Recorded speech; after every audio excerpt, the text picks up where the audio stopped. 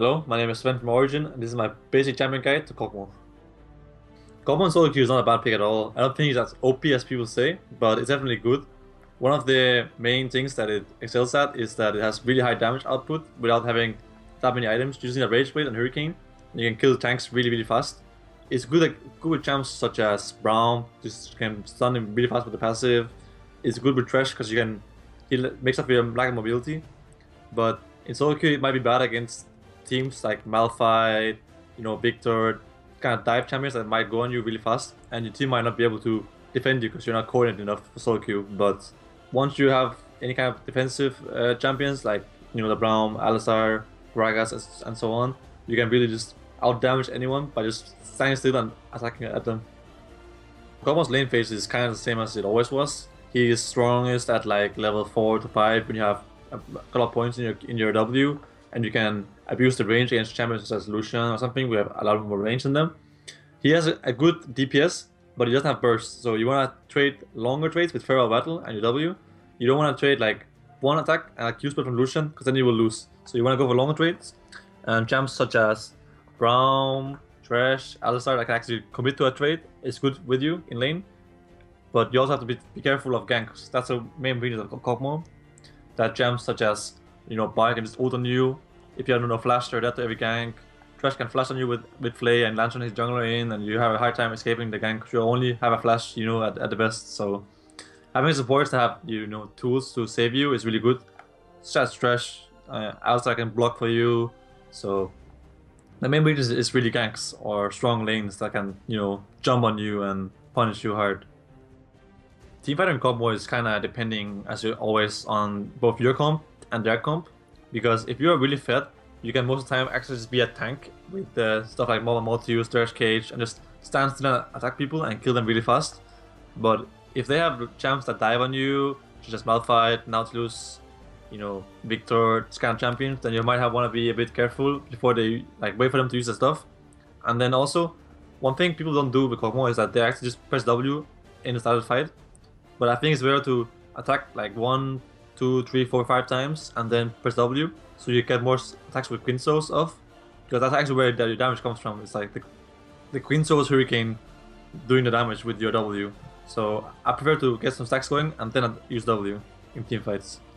And I mean, obviously if you have Lulu and champs like Soraka, Lulu, Janna, then you can just go full ham and just tank the entire enemy team with your Hurricane, your Lifesteal, your Maw, your Stairs Cage, whatever you have. So that's kind of how you play team fights. It depends so much on what the enemy team has, but generally you just want to stand there and attack people that are close to you.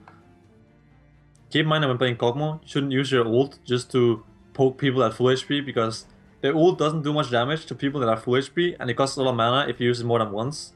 So you might just want to save it for team fights or whatever, and just not use it until they're low, because when they're actually low HP, it does a lot of damage because it's an execute effect now. So try to not use it too much. I think that people don't think about anymore is that the Q of Kog'Maw actually has a use other than damage. It reduces tanks, MR, and armor a lot. It's, I think, 20% at max rank. So at level 18, if you're actually playing against Malphite or Nautilus, you might want to just use the Q in between attacks just to reduce their armor and MR by so much. Both for you and your team, it can be a big thing. So keep it in mind when playing against tanks.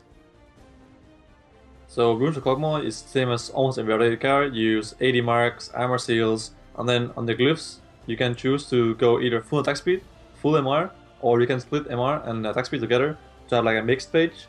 And then for the quints you go attack speed as always.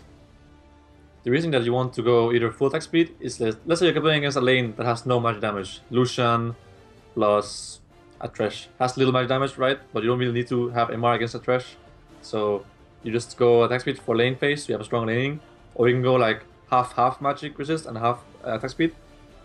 The reason you choose like half MR and half attack speed is playing against something that has slightly magic damage in lane, but not really that much magic damage. Something like a Thresh has magic damage, but not really that much of it, so you might take like 6.7 MR. Whereas against something like Corki and Annie, you might want to have 12 MR in the glyphs.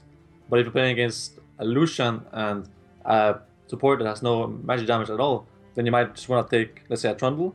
Then you might want to take full attack speed and just win the lane by having more stats than the other guy. So Master of Kog'Maw is kind of the same as almost every other AD carry. The only thing that's actually important is that you get Fervor Battle. Because it stacks really well with Kog'Maw. Since you attack so fast, you get so many procs of Fervor. And Fervor doesn't do less damage because of your attacks. It applies next to your attacks, so it's really efficient on Kog'Maw to have Fervor. Also with Hurricane, you do so much damage in teamfights on Fervor, Queen Souls, Hurricane together. So it's really strong on Kog'Maw to have Fervor Battle.